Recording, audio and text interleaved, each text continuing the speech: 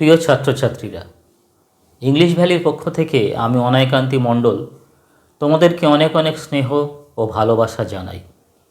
আজ আমরা প্রিপোজিশন নিয়ে আলোচনা করব। তো চলো আমরা শুরু করি। দেখো, এখানে একটা গাড়ির ছবি আঁকা আছে এবং গাড়ির মধ্যে একজন মানুষ সে বসে রয়েছে। তো চলো এই যে অবস্থাটা, এই অবস্থাটাকে, যে গাড়িটার মধ্যে মানুষটা আছে মধ্যে, এই অবস্থানটাকে বোঝাতে আমরা একটা সেন্টেন্স লিখি। The man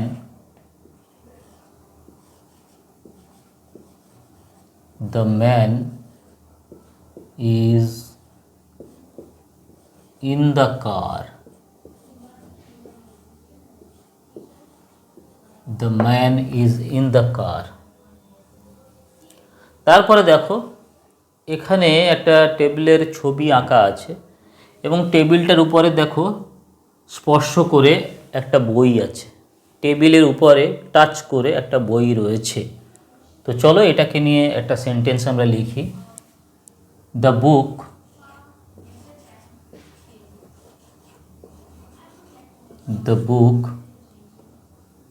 is on the table. The book is on the table. তাহলে দুটো সেন্টেন্স আমরা লিখে ফেললাম। দুটো ছবি থেকে দুটো সেন্টেন্স আমরা লিখলাম। কি লিখলাম? The man is in the car, মানুষটা, লোকটা গাড়িটার মধ্যে। আর কি লিখলাম না, টেবিলটার উপরে বইটা স্পর্শ করে রয়েছে, টাচ করে রয়েছে, সেটা বোঝাতে আমরা একটা সেন্টেন্স লিখলাম। The book is on the table.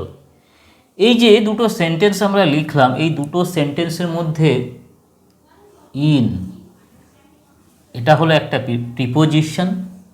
On, এটা একটা প্রিপোজিশন। এই দুটো সেন্টেন্স থেকে প্রিপোজিশন কাকে বলে সেটা এবার আমরা বুঝে নেব। দেখো, the man is in the car, মানুষটা, লোকটা গাড়িটার মধ্যে রয়েছে। তাহলে ইন, দেখো এরপরে কারটা কি? নাউন। তাহলে নাউনের পূর্বে ইন এই ওয়ার্ডটা বসেছে, বসে গাড়ির সঙ্গে মানুষের যে রিলেশন, সম্পর্ক বুঝিয়ে দিচ্ছে। কি সেই সম্পর্ক? গাড়িটার মধ্যে মানুষটা রয়েছে। তাহলে প্রিপোজিশন হলো সেই ওয়ার্ড, যে ওয়ার্ড নাউনের পূর্বে বসে, প্রোনাউনের পূর্বে বসে বা নাউন ইকুইভ্যালেন্টের পূর্বে বসে। সাধারণত কথাটাকে মনে রাখো যে সাধারণত প্রিপোজিশন হলো সেই ওয়ার্ড, যে ওয়ার্ড নাউন বা নাউন ইকুইভ্যালেন্টের পূর্বে বসে, নাউন বা প্রোনাউনের পূর্বে বসে কি করে? সেই নাউন বা প্রোনাউনের সঙ্গে বাক্যের অন্য ওয়ার্ড বা ওয়ার্ডগুলির সঙ্গে সম্পর্ককে বুঝিয়ে দেয়, রিলেশনশিপ তৈরি করে, রিলেশনকে বুঝিয়ে দেয়। যেমন দেখো, কার এই নাউনের পূর্বে ইন এই প্রিপোজিশন বসেছে, বসে বাক্যের অন্য ওয়ার্ড যেমন ম্যান, মানুষ, লোক, তার সঙ্গে সম্পর্ক বুঝিয়ে দিচ্ছে। কার সঙ্গে কার সম্পর্ক? না, গাড়ির সঙ্গে মানুষের সম্পর্ক। কী সেই সম্পর্ক? না, গাড়ির মধ্যে মানুষটা, লোকটা বসে রয়েছে। The book is on the table, এখানে কি রিলেশনশিপ? প্লেস রিলেশনশিপ কি এখানে? না, টেবিলের উপরে বইটা টাচ করে, স্পর্শ করে রয়েছে। তাহলে টেবিলের সঙ্গে বইয়ের সম্পর্ককে বুঝিয়ে দিচ্ছে কে? না, অন এই প্রিপোজিশন। তাহলে প্রিপোজিশন কাকে বলে সেটা আমরা মোটামুটি বুঝলাম। এরপরে আমরা আরও ছবি এখানে নিয়েছি। এই ছবিগুলো ধরে ধরে আমরা সেন্টেন্স তৈরি করব এবং সেই সেন্টেন্সগুলোর মধ্যে আমরা বুঝে নেব যে বিভিন্ন রকমের, বিভিন্ন ধরনের প্রিপোজিশন কোন কোন ক্ষেত্রে কেমনভাবে, কিভাবে ব্যবহৃত হয়। On, by, over, above, under, into, in, of, to, towards ইত্যাদি ইত্যাদি। তো চলো আমরা এই ছবিগুলো থেকে এক একটা করে সেন্টেন্স নিই এবং সেখান থেকে আমরা বিভিন্ন প্রিপোজিশনের ব্যবহারগুলোকে আমরা শিখে নেই। দেখো, টেবিলটার তলায় ঠিক নিচে 90 ডিগ্রি অ্যাঙ্গেলে একটা বালতি রয়েছে। লেখো, the bucket the bucket is under the bucket is under the table.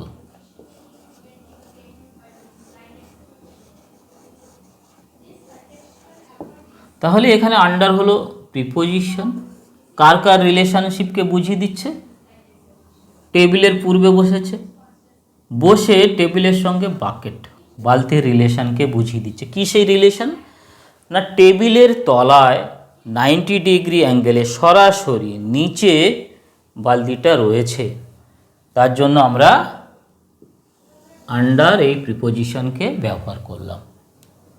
তারপরে দেখো টেবিলটা জানালার নিকটে অবস্থিত। দ্য টেবিল নিকটে বোঝাতে কি প্রিপোজিশন ব্যবহার করব? The table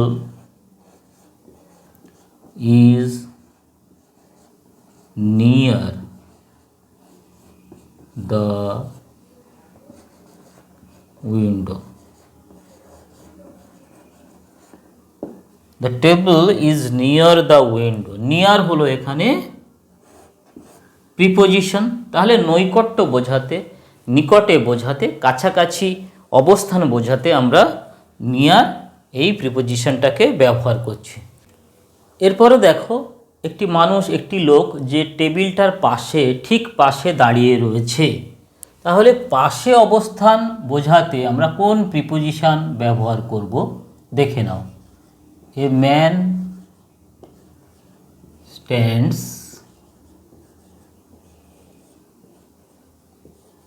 by the table.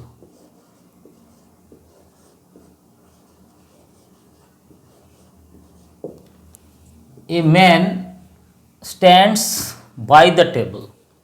A man stands by the table. by মানে ঠিক পাশে, তাহলে ঠিক পাশে অবস্থান বোঝাতে আমরা by এই প্রিপোজিশনটাকে ব্যবহার করব। এরপরে দেখো এই টেবিলটার কিছুটা উপরে একটা ল্যাম্প ঝুলে রয়েছে, তাহলে কিছুটা উপরে অবস্থান বোঝাতে আমরা কোন প্রিপোজিশন ব্যবহার করব দেখে নাও। দ্য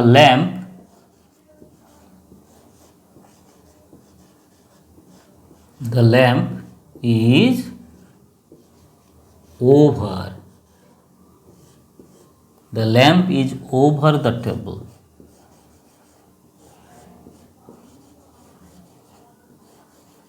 তাহলে কিছুটা উপরে অবস্থান বোঝাতে আমরা কোন প্রিপোজিশন ব্যবহার করব? না ওভার এই প্রিপোজিশনটাকে ব্যবহার করব। চলো পরের ছবিতে আমরা চলে যাই। দেখো একটা দেওয়াল রয়েছে, একটা প্রাচীর রয়েছে, সেই প্রাচীরটার ওপাশে একটি ছেলে সে দাঁড়িয়ে রয়েছে, দেওয়ালটার পেছনে সে দাঁড়িয়ে রয়েছে। তাহলে এ বয় ইজ, ঠিক পেছনে অবস্থান বোঝাতে কি ব্যবহার করব, কোন preposition? A boy is behind the wall.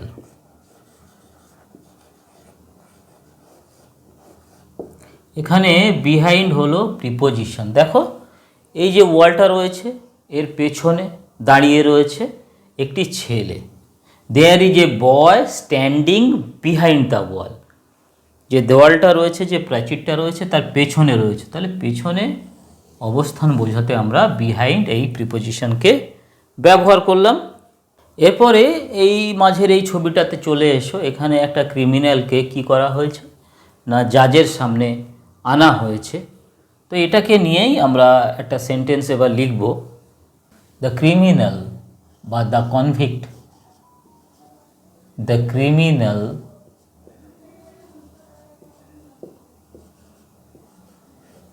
is brought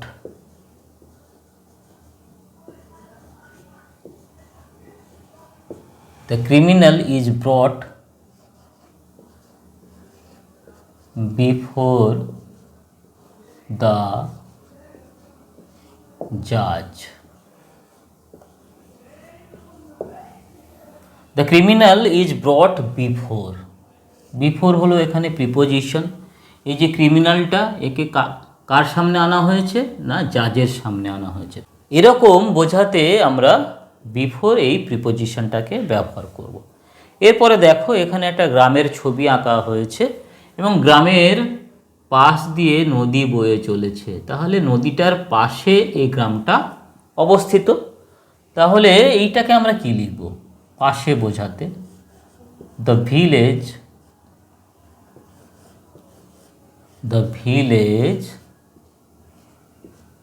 is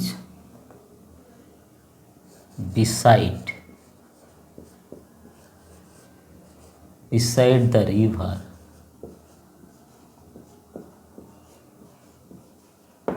The village is beside the river.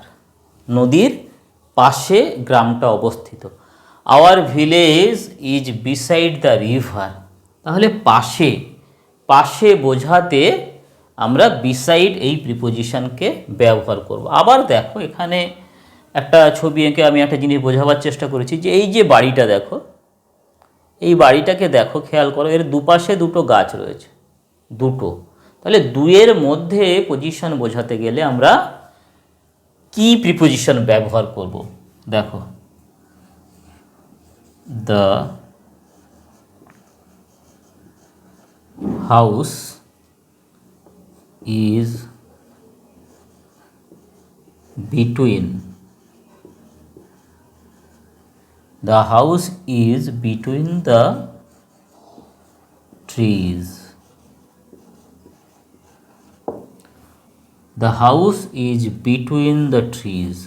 তাহলে দুইয়ের মধ্যে অবস্থান বোঝাতে গেলে আমরা বিটুইন এই প্রিপোজিশনকে ব্যবহার করব। আবার দেখো এইখানটাতে দেখো, এই যে বাড়িটা রয়েছে এর চারিপাশে কিন্তু গাছ রয়েছে। এটাকে কিভাবে লিখব? দুইয়ের বেশি, the house is among the trees.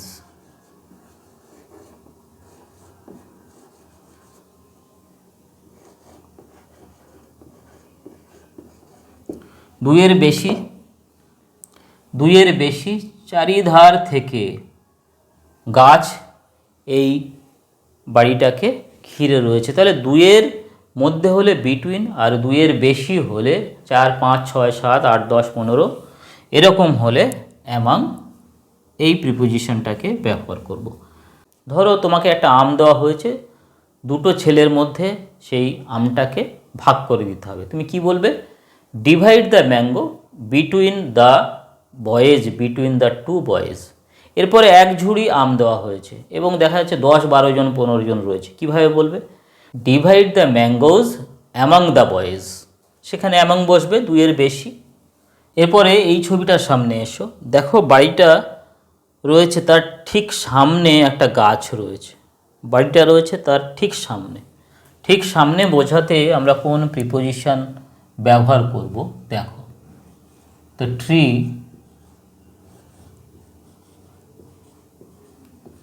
Is in front of the house.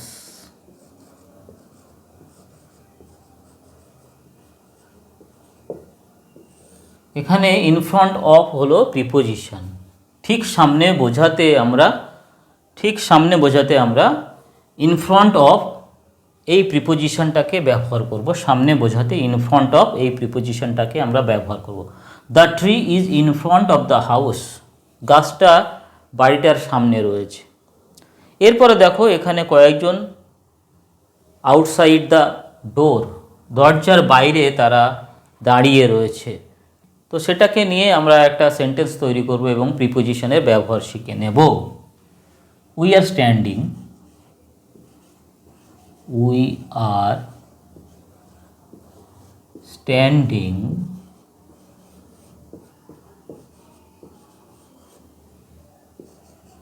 outside the door.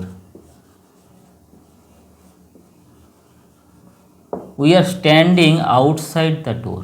Outside হলো এখানে প্রিপোজিশন, দরজার বাইরে আমরা দাঁড়িয়ে রয়েছি। They are standing outside the door, we are standing outside the door, দরজার বাইরে। এখানে একটি ছেলে দেওয়ালের উপরে হেলান দিয়ে দাঁড়িয়ে রয়েছে, ইন কন্ট্যাক্ট উইথ, টাচ করে। The boy leaned against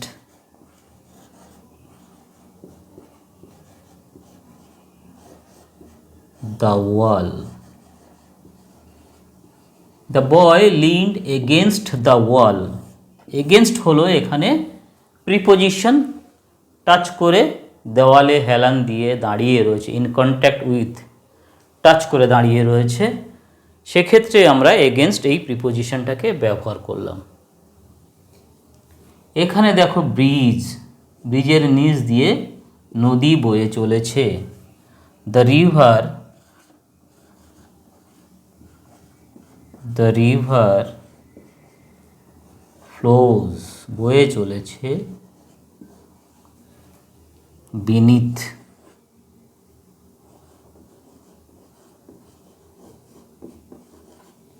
The river flows beneath the bridge.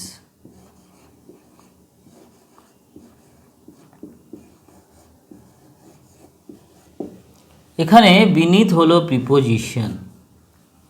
নদীটি ব্রিজের তলা দিয়ে, নিচ দিয়ে বয়ে চলেছে। তাহলে নিচ দিয়ে বয়ে চলেছে, নিচ দিয়ে গতি, নিচ দিয়ে বয়ে চলেছে, কিছুটা নিচে, লোয়ার পজিশন, এটা বোঝানোর জন্য আমরা বিনিথ এই প্রিপোজিশনটাকে ব্যবহার করলাম। এরপরে এই ছবিটা দেখো, গাছের তলায় একজন বসে রয়েছে, একজন আছে। এখানে একজন মানুষ দাঁড়িয়ে রয়েছে, তার মাথার কিছুটা উপর দিয়ে পাখিরা উড়ে চলেছে। The birds R flying. The birds are flying over his head. তাহলে এই মানুষটা দাঁড়িয়ে রয়েছে, এই মানুষটির মাথার কিছুটা উপর দিয়ে পাখিরা উড়ে চলেছে। তাহলে সেখানে আমরা কোন প্রিপোজিশন ব্যবহার করব? ওভার। কিছুটা উপর দিয়ে, উপরে পজিশনটা বোঝাবে, কিন্তু সেই পজিশনের মধ্যে গতি থাকবে, সেখানে আমরা ওভার এই প্রিপোজিশনকে ব্যবহার করব। The birds are flying over his head. এরপরে দেখো দ্য ক্লাউডস অনেকটা উপরে। The clouds are above his head.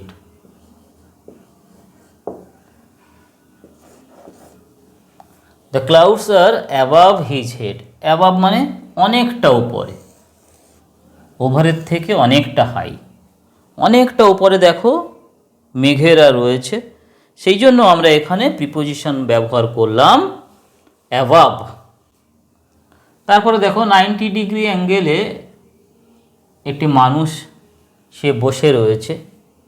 There is a man sitting under the tree. The man is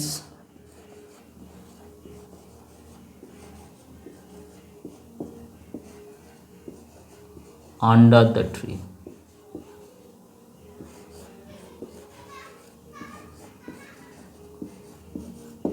আন্ডারের ব্যবহার একটু আগেই আমরা পড়েছি, তবুও এখানে আরেকবার বললাম। তাহলে 90 ডিগ্রি অ্যাঙ্গেলে নিচে বোঝাতে আমরা আন্ডার ব্যবহার করছি। এরপরে দেখো বাস স্টপে একটি ছেলে সে ওয়েট করছে বাসের জন্য। A boy is waiting at the bus stop.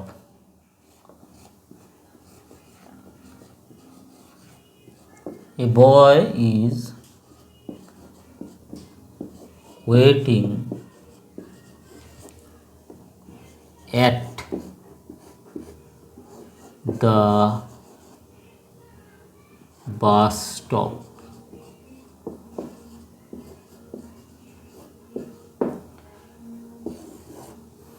The boy বা a boy is waiting at the bus stop. At বলতে সবসময় স্পেসিফিক পয়েন্টকে বোঝাবে, যে সেই যে বাস স্টপটা রয়েছে তার নির্দিষ্ট একটা স্থানে, স্পেসিফিক পয়েন্ট, ছোট্ট একটা স্থান সে অধিকার করে বসে রয়েছে। তাহলে স্পেসিফিক পয়েন্টকে বোঝাতে আমরা অ্যাট এই প্রিপোজিশনটাকে ব্যবহার করছি। পরবর্তী সময়ে আমরা অ্যাট এবং ইনের ব্যবহারের মধ্যে যে পার্থক্য রয়েছে সেটাকে আরও ডিটেলসে আমরা জানব। তো চলো আমরা সেই দিকেই যাচ্ছি। এবার আমরা ভারতবর্ষের এই ম্যাপটা থেকে ইন, অন এবং টু এর একটা ইন্টারেস্টিং ইউসেজ অ্যাপ্লিকেশন নিয়ে আলোচনা করব। তো চলো আমরা লিখি, আগে সেন্টেন্স লিখি। Kashmir is in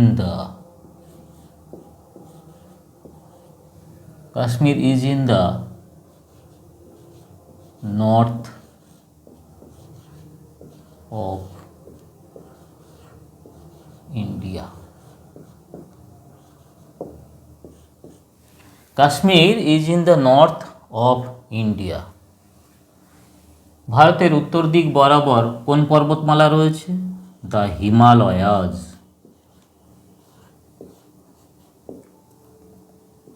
the Himalayas stand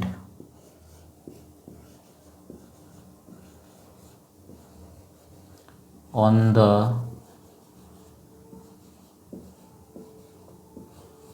north of India.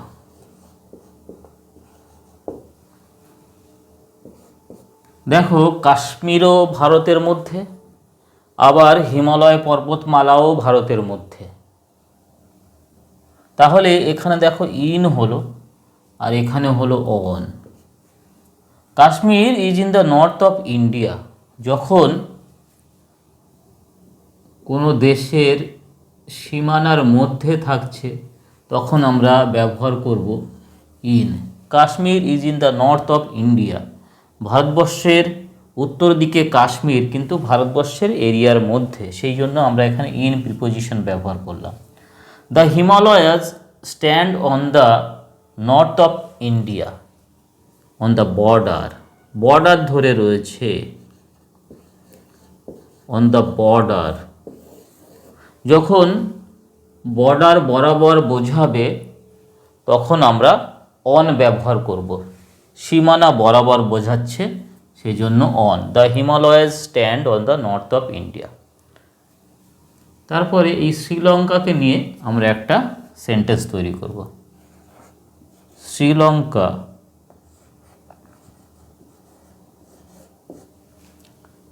Sri Lanka is to the south of India. Sri Lanka is to the south of India. এখানে টু বলতে আউটসাইড, বাইরে। আমাদের দেশ ভারতবর্ষের সীমারেখার বাইরে শ্রীলঙ্কা এই দেশটি অবস্থিত। তাহলে টু বলতে এখানে আউটসাইড, অন বলতে বর্ডার, আর ইন বলতে এখানে ইনসাইড। এরপরে এই ছবিটার কাছে চলে এসো। দেখো এখানে রোড রয়েছে, রাস্তা রয়েছে, এর ধার বরাবর একজন হেঁটে চলেছে। ধার বরাবর বোঝাতে আমরা কোন প্রিপোজিশন ব্যবহার করব? তো চলো আমরা লিখি। The man is walking. The man is walking along the road. তাহলে ধার বরাবর গতি বোঝাতে আমরা কোন প্রিপোজিশন ব্যবহার করব? অ্যালং। এই রাস্তার ধার ধরে এই লোকটি হেঁটে চলেছে। The man is walking along the road. তাহলে কোন প্রিপোজিশন ব্যবহার করলাম? ধার বরাবর বোঝাতে অ্যালং। এরপরে একটি ছেলে যে কি করছে না, এই রাস্তাটার আড়াআড়ি সে মুভমেন্টটাকে দেখিয়েছে, দৌড় লাগিয়েছে। তাহলে দ্য বয়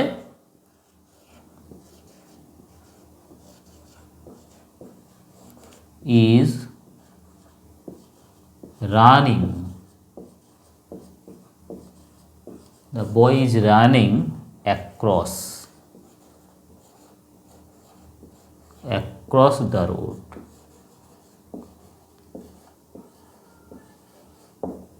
তাহলে আড়াআড়ি গতি বোঝাতে অ্যাক্রস এই প্রিপোজিশনটাকে আমরা ব্যবহার করব। The boy is running across the road. আড়াআড়ি গতি, আড়াআড়ি সে দৌড়ে রাস্তার এপার থেকে ওপারে চলে যাচ্ছে। অ্যাক্রস এই প্রিপোজিশনের ব্যবহার করব। এখানে দেখো এটি গাছের চারিদিকে কিছু লোক তারা নেচে চলেছে। তাহলে রাউন্ড, চারিধারে, চারিপাশে বোঝাতে আমরা রাউন্ড এই প্রিপোজিশনটাকে ব্যবহার করব। দে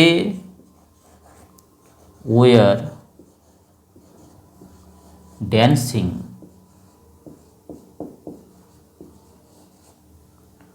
রাউন্ড দ্য ট্রি। তাহলে চারিধারে বেষ্টন করে তারা নাচছিল। They were dancing round the tree. Round হলো এখানে প্রিপোজিশন। তাহলে চারিধারে, চারিপাশে এইভাবে গোল করে বোঝাতে আমরা রাউন্ড এই প্রিপোজিশনটিকে ব্যবহার করলাম। এরপর দেখো এই পাহাড়টা বরাবর একটি লোক নিচের দিকে হেঁটে নেমে আসছে। পাহাড় ধরে সে নিচের দিকে হেঁটে আসছে। তাহলে নিচের দিকে গতি এইভাবে বোঝাতে আমরা কোন প্রিপোজিশন ব্যবহার করব? দেখো, the man is walking.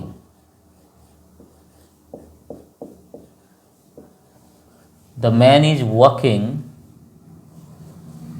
down the hill. তাহলে কাকে ব্যবহার করলাম? ডাউন এই প্রিপোজিশনকে ব্যবহার করলাম। The man is walking down the hill. এরপরে দেখো, এরপরের ছবিতে এই একটি লোক বা ছেলে, সে স্টেয়ার ধরে সিঁড়ি বেয়ে, সে স্টেয়ার ধরে সিঁড়ি ধরে উপরের দিকে হেঁটে উঠে যাচ্ছে। তাহলে দ্য বয় ইজ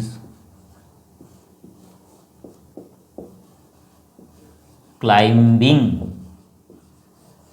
কোন প্রিপোজিশন ব্যবহার করব? Up the stairs.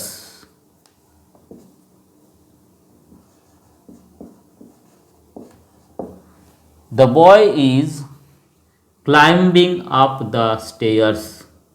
স্টেয়ার বেয়ে, সিঁড়ি বেয়ে ধাপ ধরে ধরে সে উপরের দিকে উঠে যাচ্ছে। আপ এই প্রিপোজিশনে ব্যবহার করব।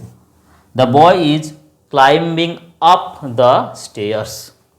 এরপরে বাইরে থেকে ভিতরে গতি বোঝাতে, ধরো তুমি বাইরে ছিলে, বাইরে থেকে দরজাটা খুলে তুমি ঘরের মধ্যে প্রবেশ করলে।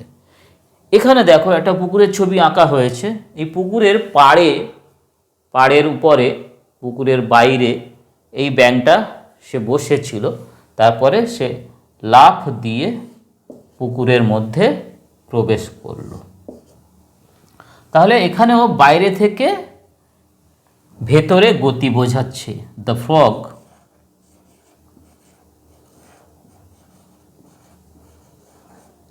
jumped into the pond. The frog jumped into the pond. তাহলে বাইরে থেকে ভিতরে গতি বোঝাতে আমরা ইনটু এই প্রিপোজিশনের ব্যবহার করব। The man went into the room, এখানেও এর অর্থ হলো লোকটা বাইরে ছিল, বাইরে থেকে তার ভিতরে গতি হলো, অর্থাৎ ভিতরে মুভমেন্ট হলো, সে রুমের মধ্যে বাইরে থেকে ভিতরে প্রবেশ করলো। এরপরে এই ছবিতে দেখো পুকুরে বেশ কিছু ব্যাঙ তারা রয়েছে। বাচ্চা বাচ্চা ছেলেরা কি করছে, পুকুর পাড় থেকে সেই ব্যাঙগুলোর দিকে পাথর ছুঁড়ছে, স্টোন ছুঁড়ছে। তো সেটাকে নিয়েই আমরা একটা সেন্টেন্স এখানে লিখব। আমরা কিছুতেই এই অ্যাক্টিভিটিকে সমর্থন করি না যে নিরীহ প্রাণীদের উপরে স্টোন ছোঁড়া হবে। আমরা সেন্টেন্সের খাতিরে বোঝার জন্য আমরা এটা করছি, আমরা এটাকে সমর্থন করি না। তো চলো আমরা লিখি, দ্য বয়েজ আর throwing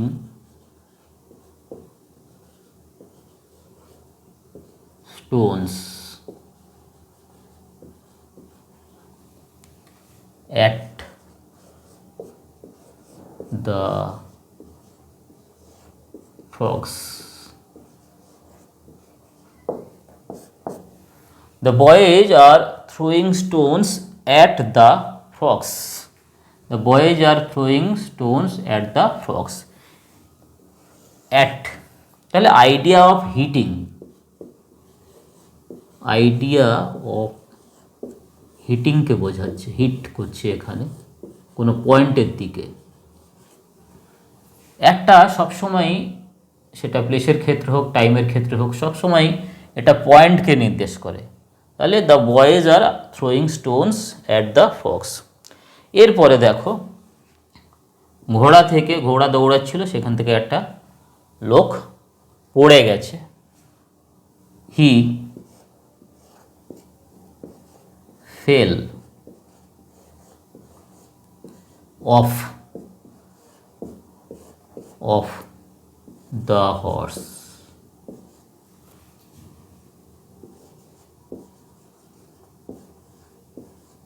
তাহলে ঘোড়া থেকে পড়ে গেছে নিচে, of. The man fail of the train. আবার বলছি, the man fail of the train. তাহলে এখান থেকে পড়ে গেছে এইভাবে, সেই জন্য আমরা এখানে অফ এই প্রিপোজিশনটাকে বসালাম। Idea of separation,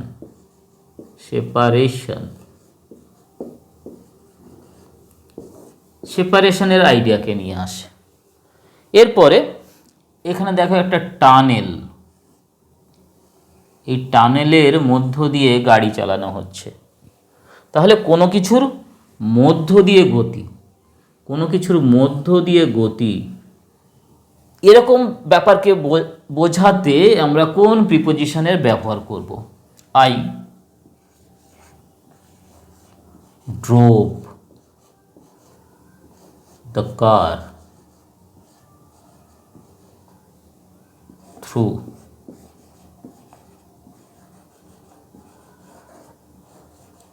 the tunnel.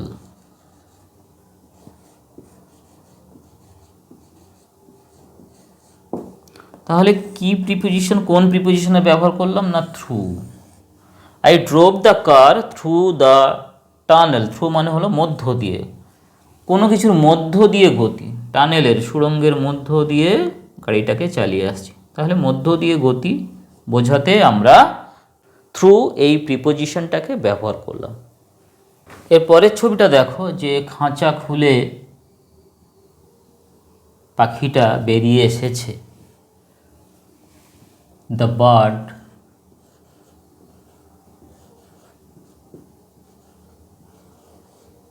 কেম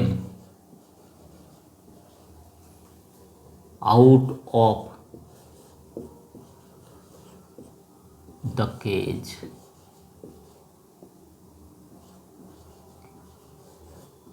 তাহলে ভেতর থেকে বাইরে বেরিয়ে এলো, out of, the bird came out of the cage. এরপরে চলো এই ছবিটাকে নিয়ে এবার আমরা লেখালেখি শুরু করি। এখানে দেখো একটি বাচ্চা, সে স্কুলের উদ্দেশ্যে রওনা দিয়েছে। সেই যে বিগিনিং অফ মুভমেন্ট, তার যে যাত্রা শুরু, সেই যাত্রা শুরুর অবস্থাটাকে বোঝাবার জন্য আমরা কোন প্রিপোজিশনকে ব্যবহার করব এবার আমরা দেখে নেব। The child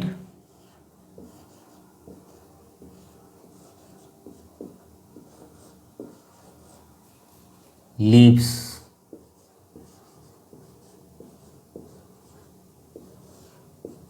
for the school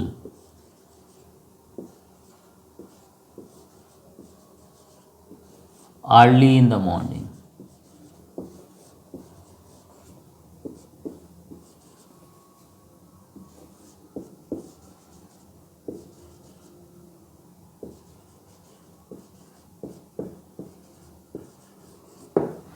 The child leaves for the school.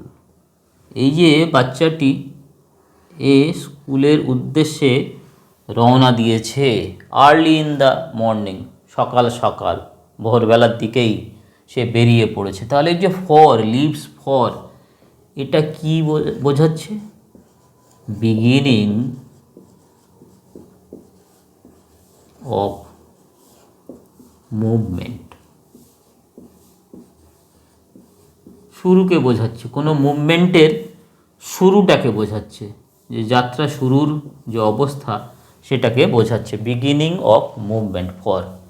এরপরে টু আর টু ওয়ার্ডস, এই দুই প্রিপোজিশনের একটা ইন্টারেস্টিং পার্থক্য নিয়ে এবার আমরা আলোচনা করব। They are going to school. They are going to school, to হলে preposition, they R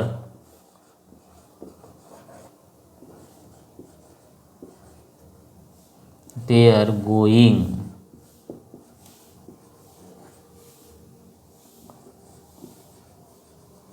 towards school.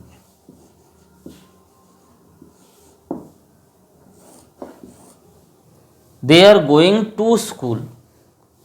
They are going towards school. They are going to school. তারা স্কুলে যাচ্ছে, অর্থাৎ তাদের ডেস্টিনেশন হলো স্কুল। তারা স্কুলেই গিয়ে পৌঁছাবে, অন্য কোথাও যাচ্ছে না তারা। দে ওয়েন্ট টু স্কুল, তারা স্কুলে গিয়েছিল, অর্থাৎ রিচড দ্য ডেস্টিনেশন, তাদের যে গন্তব্যস্থল সেখানেই তারা পৌঁছেছিল। তাহলে টু স্কুল বলতে আমরা স্কুলেই যাচ্ছি, অন্য কোথাও যাচ্ছি না, স্কুলেই গিয়ে পৌঁছাবো বা স্কুলে গিয়ে পৌঁছেছিলাম, টু। আর they are going towards school, তারা স্কুলের দিকে যাচ্ছে, কিন্তু তাদের ডেস্টিনেশন স্কুল নাও হতে পারে। হয়তো এই স্কুলের পথে তারা যাচ্ছে ঠিকই, হয়তো মাঝখানে কোনো মার্কেট আছে, সেখানে তারা থেমে যাবে, সেখানে গিয়ে তারা সেই মার্কেটে সময় কাটাবে তাদের মতো করে। তাহলে টুয়ার্ডস বলতে পথে, ওই দিকে যাচ্ছি, কিন্তু ওই স্থানটাই যে আমার ডেস্টিনেশন, ওই স্কুলটা বা ওই অফিসটাই যে আমার ডেস্টিনেশন সেটা না। আমি ওই পথ ধরে যাচ্ছি, ওই পথে ওই দিকেই যাচ্ছি, আমি হয়তো অন্য কোথাও যাব, অন্য কোথাও গিয়ে আমার কাজ মেটাবো। আর টু বলতে ওটাই আমার ডেস্টিনেশন, আমি ওখানেই যাব বা ওখানেই যাচ্ছি বা ওখানেই গিয়েছিলাম। এরপরে এখানে এই বিল্ডিংটাকে যদি অফিস মনে করো, তাহলে এখান থেকে একটা লোক অলরেডি বেরিয়ে এসেছে।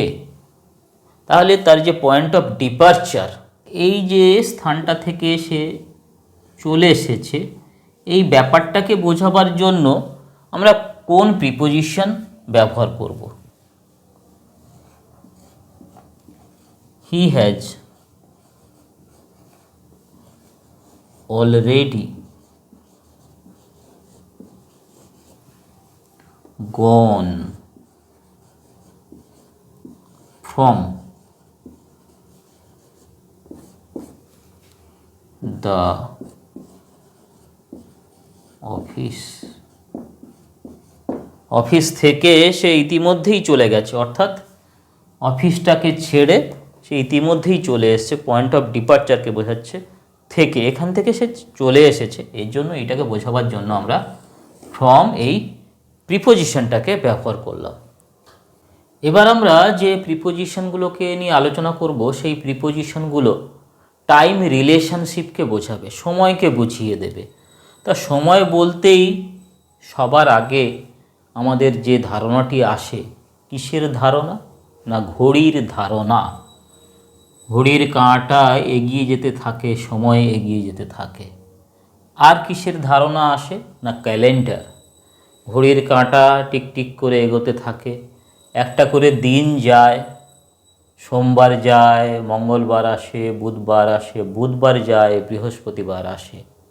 ক্যালেন্ডারে ডেট এগিয়ে যেতে থাকে, দিন যায়, সপ্তাহ যায়, মাস চলে যায়, 2-3টে মাস নিয়ে একটা ঋতু আসে, ঋতু চলে যায়, 12টা মাস চলে যায়, একটা বছর চলে যায়। ক্যালেন্ডার আমরা চেঞ্জ করে দিই, আবার একটা বছর আসে, এইভাবে দশক পেরিয়ে যায়, এইভাবে সেঞ্চুরি পেরিয়ে যায়। এই কথাগুলো বলার কারণ আছে, নিশ্চয়ই কোনো কারণে বলছি, কারণ এই কথাগুলোকে নিয়েই এবার আমরা এই প্রিপোজিশনের ব্যবহারগুলোকে এবার আমরা শিখব। তো চলো আমরা আবার দেখা শুরু করি।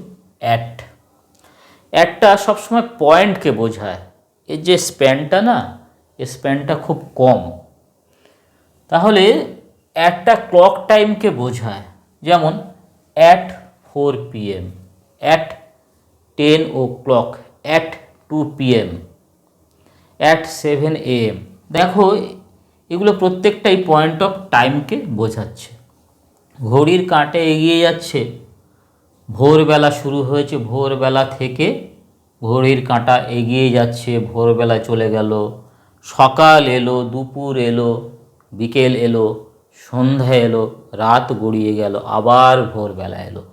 এই যে দিনের যে বিভিন্ন সময়গুলো, ভোরবেলা, দুপুরবেলা, রাত্রিবেলা, সন্ধ্যাবেলা, বিকেলবেলা, এগুলোকে বোঝাতে এদের পূর্বে আমরা কোন প্রিপোজিশন ব্যবহার করব? দেখো, অ্যাট ডন, ডন সময়টা খুব কম, সংক্ষিপ্ত। অ্যাট নুন খুব সংক্ষিপ্ত সময়। অ্যাট নাইট রাত 9টার সময়, রাত 10টার সময়ও যদি কারোর সঙ্গে আমাদের দেখা হয়, তারা বলে গুড ইভিনিং, নাইট কিন্তু বলে না। সেই জন্য নাইটের স্প্যানটাকে আমরা কম ধরবো, ছোট্ট ধরবো, অ্যাট নাইট। তাহলে at dawn, at noon, at night. এরপরের যে ব্যবহারটা আমরা শিখব, যে এজ, পার্টিকুলার এজ বোঝাতে অ্যাট এই প্রিপোজিশনের ব্যবহার হয়। He died at the age of 60, age বোঝাতে আমরা অ্যাট এই প্রিপোজিশনটার ব্যবহার করব। এরপরে স্পেশাল হলিডে বোঝাতে, দেখবে ক্যালেন্ডারে বিভিন্ন ডেটে হলিডের কথাগুলো উল্লেখ থাকে।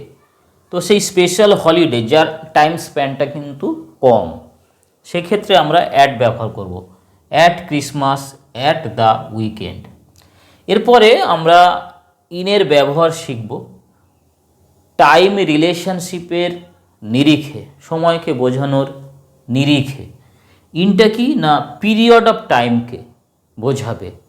ইনের ক্ষেত্রে কিন্তু সময়ের যে ব্যাপ্তি সেটা কিন্তু অ্যাটের থেকে বেশি। এবার আমরা যে দিনের যে বিভিন্ন সময়গুলো আছে, আমরা তো অ্যাট ডন বললাম, অ্যাট নুন বললাম, অ্যাট নাইট বললাম, বাকিগুলো কোথায় কোথায় ইন বসছে দেখো। ভোরবেলা চলে গেছে, সকাল এসেছে, ইন দ্য মর্নিং।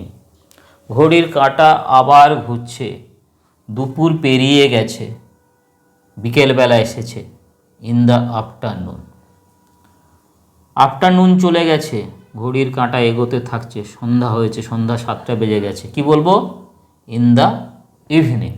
তাহলে at dawn, at noon, at night. ইনের ক্ষেত্রে in the morning, in the afternoon, in the evening. In May, in June, in July. এরপরে 2-3-4 মাস ধরে কি হয়? ঋতু হয়। In spring, in winter, in the summer, in autumn.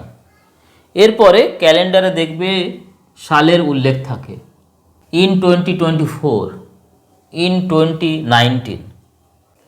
এরপরে ডিকেটস, দশক বোঝাতে আমরা ইন এই প্রিপোজিশনের ব্যবহার করি, in the 60s, in the 50s, in the 80s। এরপরে দশকের পরে আরও বৃহত্তর সময় হচ্ছে সেঞ্চুরি, শতাব্দী, in the 20th century, in the 17th century. এছাড়াও কিছু টাইম পিরিয়ডকে বোঝাতে আমরা ইন ব্যবহার করি, in a few minutes, in an hour, in the next few days. এরপরে single day,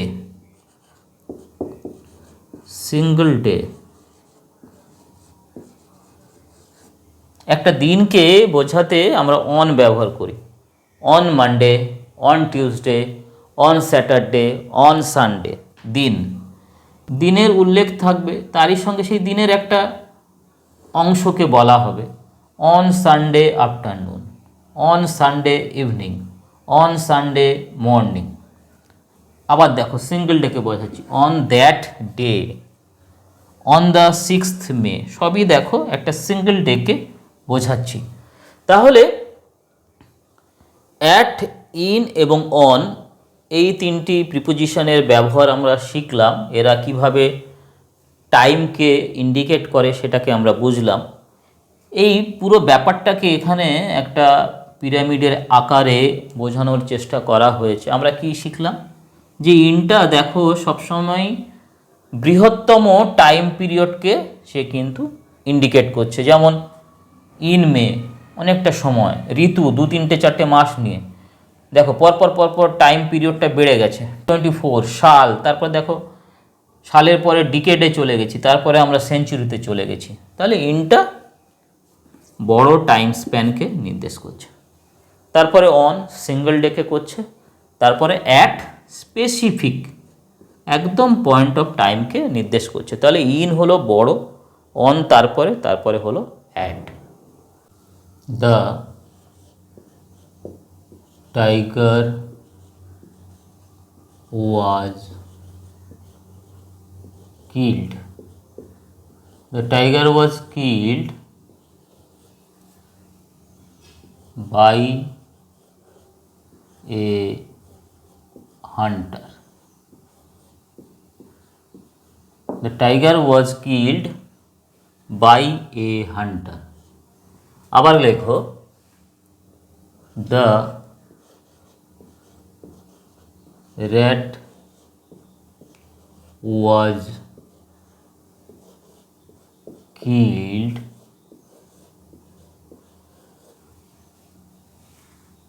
by the cat.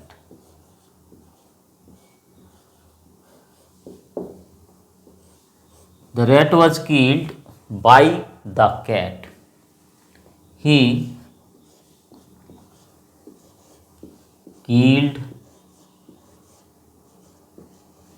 the snake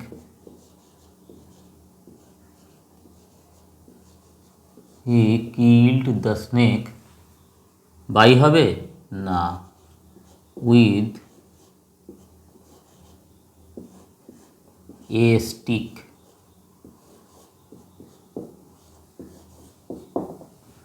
এই তিনটি সেন্টেন্স খেয়াল করো, the tiger was killed by a hunter, the rat was killed by the cat. কিন্তু পরের সেন্টেন্সে আমরা করলাম, he killed the snake with a stick. খেয়াল করো, কোনো ব্যক্তি বা প্রাণী, হান্টার একজন ব্যক্তিকে নির্দেশ করছে, আর ক্যাট একটি প্রাণীকে নির্দেশ করছে। যখন ডুয়ার দিয়ে কোনো ব্যক্তি বা প্রাণী দিয়ে কোনো অ্যাকশানকে আমরা সম্পূর্ণ করছি, তখন সেক্ষেত্রে আমরা বাই এই প্রিপোজিশনটাকে ব্যবহার করব। কিন্তু যখন ইনস্ট্রুমেন্ট, স্টিক, ইনস্ট্রুমেন্ট,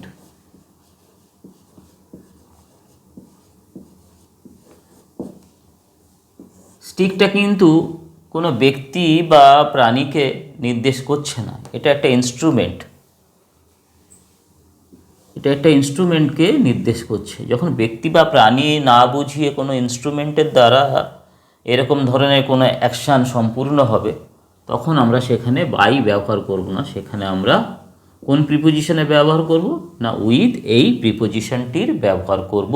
এরপরে যে আমরা বিভিন্ন যে যানবাহনে যাই, বাসে করে যাচ্ছি, ট্রেনে করে যাচ্ছি, এইগুলোকে বোঝানোর ক্ষেত্রে আমরা কোন প্রিপোজিশন ব্যবহার করব, চলো এবার আমরা দেখে নিই। We travel, we travel by, we travel by car, travel by tram, by train, by bus, by land স্থলপথে, বাই এয়ার আকাশ পথে, বাই সি সমুদ্র পথে। তাহলে we travel by car, by train, by tram, by bus, by air, by land, by sea. তাহলে এটা তোমরা শিখলে। এরপরে চলো আমরা বিসাইড এবং বিসাইডস এই দুই প্রিপোজিশনের ব্যবহারের মধ্যে আমরা অ্যাপ্লিকেশনের মধ্যে আমরা এবার পার্থক্যটাকে খুঁজে নেব। বিসাইড মানে আমরা আগে লিখেছি যে বিসাইড মানে হলো পাশে, there is a tree, there is a tree beside a river. There is a tree, এটা ধরো নদী, তার পাশে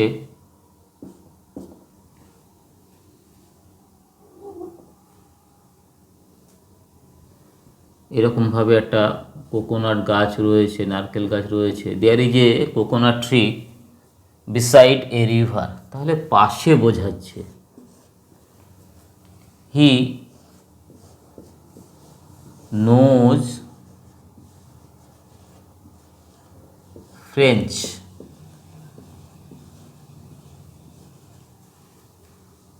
বিসাইডস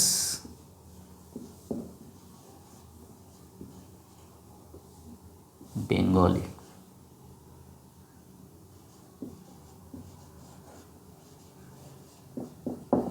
হি নোজ ফ্রেঞ্চ বিসাইডস, এই বিসাইডস মানে কি, ছাড়া, ব্যতীত। বাংলা ছাড়াও সে ফ্রেঞ্চ ল্যাঙ্গুয়েজটাকে জানে। তাহলে বিসাইড মানে হলো পাশে, আর বিসাইডস মানে হলো এছাড়াও, ছাড়া, ব্যতীত। বাংলা ছাড়াও সে ফ্রেঞ্চটাকে জানে, ফ্রেঞ্চ ল্যাঙ্গুয়েজটাকে জানে। তাহলে বিসাইড এবং বিসাইডস এই দুটোর ব্যবহারের মধ্যে পার্থক্যটাকে তোমরা বুঝে নিলে। তোমরা ছোটোবেলা থেকে যে ব্যবহারটাকে শিখে এসেছো, অ্যাট ছোট জায়গার ক্ষেত্রে অ্যাট ব্যবহৃত হয়, আর ততটা বিখ্যাত নয় এরকম কোনো গ্রামের ক্ষেত্রে আমরা অ্যাট ব্যবহার করি, কিন্তু বড় জায়গার ক্ষেত্রে, বিখ্যাত শহর, বিখ্যাত স্থানের ক্ষেত্রে আমরা ইন ব্যবহার করি। এই যে ব্যবহারটা, এটা তো তোমরা ছোটোবেলা থেকেই শিখেছো, তবুও আর একবার একটু বলে নেই। Bimal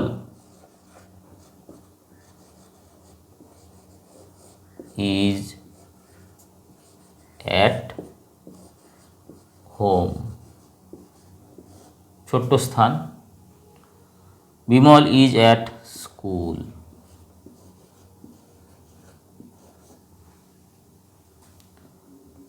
Bimal is at office. Is at Basanti, ছোট্ট একটি গ্রাম, ছোট্ট একটি স্থান। অন্যদিকে বিমল ইজ ইন কলকাতা, বড় শহর, বিখ্যাত স্থান। লন্ডন,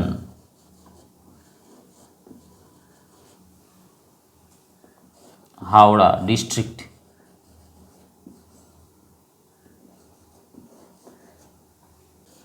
ইন এ কান্ট্রি, বড় স্থান। ইন এ ফরেস্ট, বড় স্থান। In a desert. এরপরে আমরা কোনো কিছুর কারণে কোনো ঘটনা ঘটছে। হি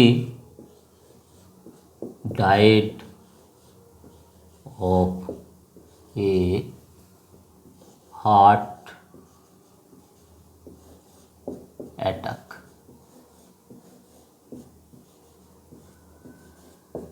he died of A heart attack, heart অ্যাটাকের কারণে সে মারা গিয়েছিল। He died of cancer. এরপরে আমরা এগো এবং before.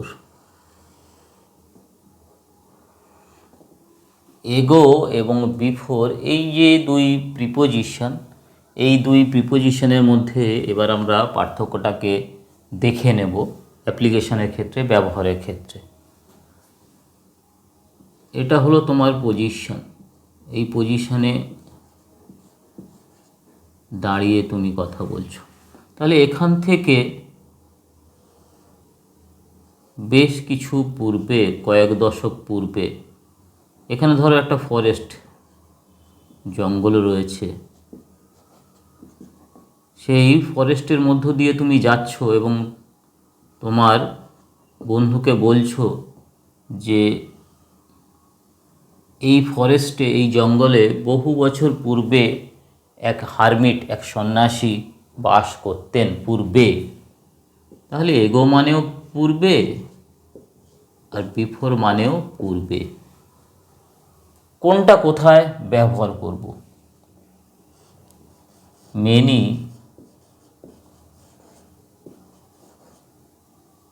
Years ago here lived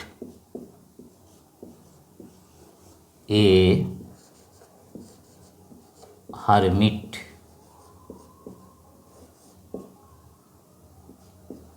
in this jungle.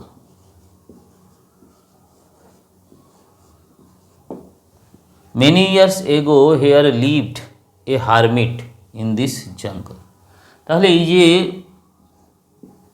জঙ্গলটা, এই জঙ্গলে বহু বছর পূর্বে, এই জঙ্গলে এই যে হাট, এই যে কুঁড়ে ঘরটা দেখছো, এই কুঁড়ে ঘরে এক হারমিট, এক সন্ন্যাসী বাস করত। Many years ago here lived. তাহলে আমি যে এই মুহূর্তে কথা বলছি, এই মুহূর্তে ধরো আমি এক জঙ্গলের মধ্য দিয়ে যাচ্ছি, এক ফরেস্টের মধ্য দিয়ে যাচ্ছি, সেখানে একটা শীর্ণকায় জীর্ণকায় কুটির রয়েছে, সেটাকে দেখিয়ে আমি আমার বন্ধুদেরকে বললাম যে many years ago here lived a hermit in this jungle. এই জঙ্গলে বহু বছর পূর্বে এখানে এক সন্ন্যাসী বাস করতেন। অর্থাৎ আমি যে এই মুহূর্তে কথা বলছি, এই পয়েন্ট অফ টাইম থেকে আমি বহু বছর পূর্বে আগে চলে গেছি, অর্থাৎ এই সময় থেকে বহু পূর্বে চলে গেছি। তখন আমরা এগো এই প্রিপোজিশনটাকে ব্যবহার করব। আবার দেখো, আমি যে এখানে কথা বলছি, এই মুহূর্তে কথা বলছি, আমাকে এখানে নেব না। কি হবে না, অতীতে চলে যাব। অতীতে গিয়ে দেখা যাবে দুটো কাজ ঘটছে। এখানে কি হলো যে আমি এখান থেকে প্রেজেন্ট সময় থেকে পিছিয়ে গেলাম এখানে, আর এখানে কিন্তু আমি প্রেজেন্ট সময় থেকে যাচ্ছি না, একেবারে অতীতে চলে যাওয়া হচ্ছে। অতীতে দুটো কাজ ঘটছে, এই একটা কাজ ঘটছে, এই একটা কাজ ঘটছে, দুটো কাজ ঘটছে। এই 1 নম্বর একটা কাজ, 2 নম্বর একটা কাজ। এর মধ্যে বেশি অতীতে যে কাজটা ঘটেছিল, এই 2 নম্বর কাজটা, এইটাকে বোঝানোর জন্য আমরা বিফোর এই প্রিপোজিশনটাকে ব্যবহার করব। দুটো কাজ ঘটবে, 1 নম্বর ও 2 নম্বর। এই 2 নম্বর কাজটা বেশি অতীতে ঘটেছিল। এই বেশি অতীতে ঘটা কাজটাকে বোঝাবার জন্য আমরা বিফোর এই পজিশনটাকে ব্যবহার করব। যেমন দেখো, I had joined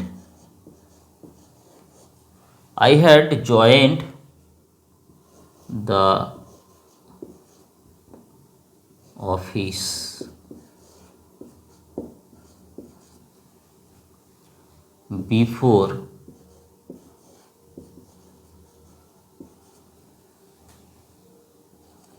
your father died. I had joined the office before your father died. I had joined the office 3 years or 4 years or 2 years before your father. তোমার বাবা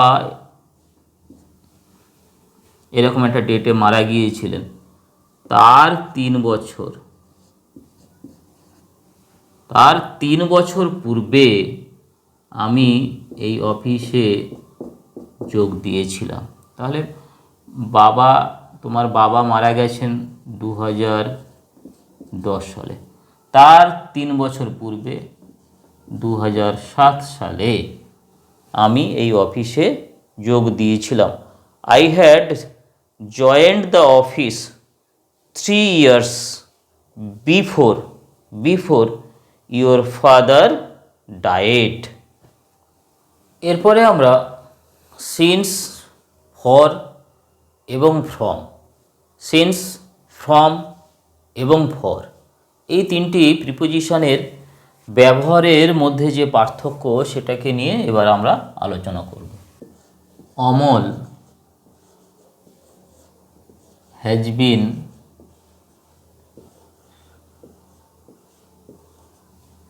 has been ill since Monday last. Amol has been ill since Monday last. I have not seen you from last month.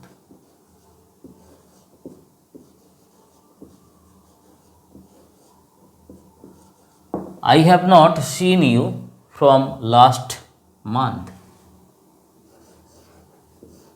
I have not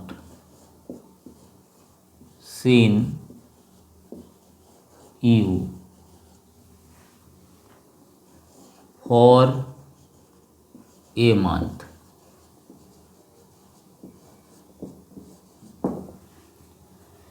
এখানে since, from আর for এরা হলো preposition, এরা preposition হিসেবে ব্যবহৃত হয়েছে।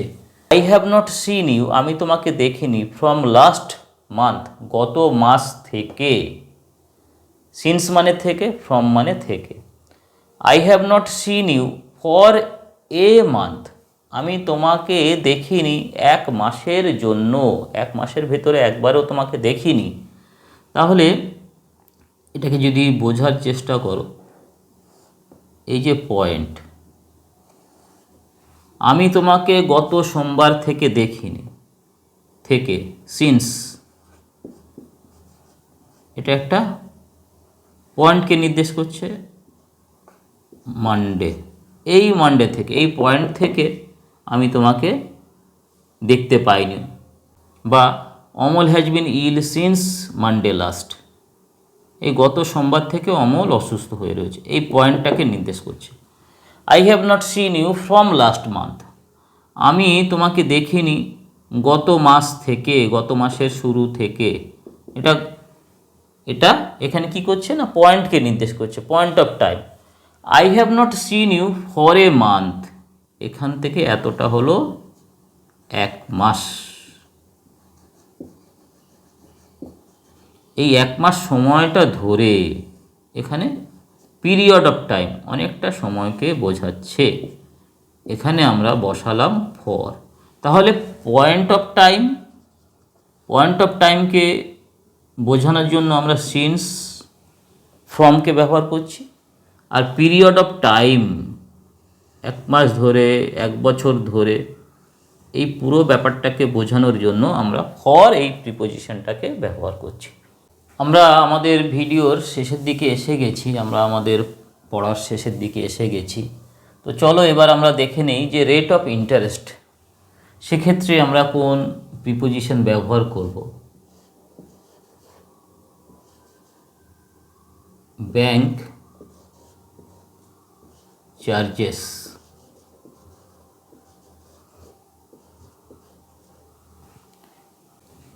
ইন্টারেস্ট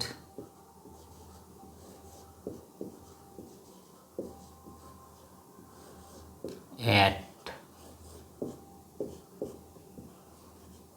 10%.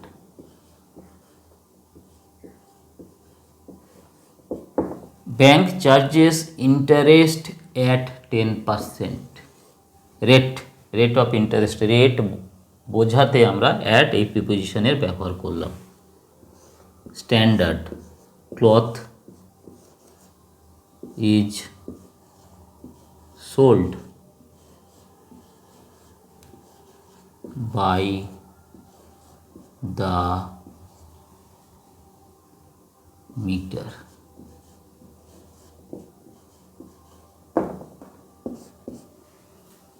তাহলে স্ট্যান্ডার্ড বোঝাতে আমরা বাই এই প্রিপোজিশনের ব্যবহার করলাম। Rice is sold at rupees 40 per kilo. Rice is sold at rupees 40 per kilo. তাহলে এখানে ভ্যালু মূল্যকে বোঝাচ্ছি। এরপরে আমরা দেখে নেব স্পিড, যে ট্রেনের গতি, সেটা বোঝাতে আমরা কোন প্রিপোজিশনকে ব্যবহার করব। দ্য ট্রেন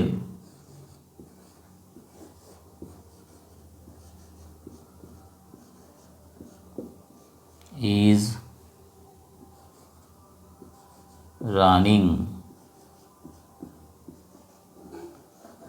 at 80 কিমি per hour. তাহলে ট্রেনের, বাসের স্পিড বোঝাবার জন্য আমরা অ্যাট এই প্রিপোজিশনকে ব্যবহার করলাম।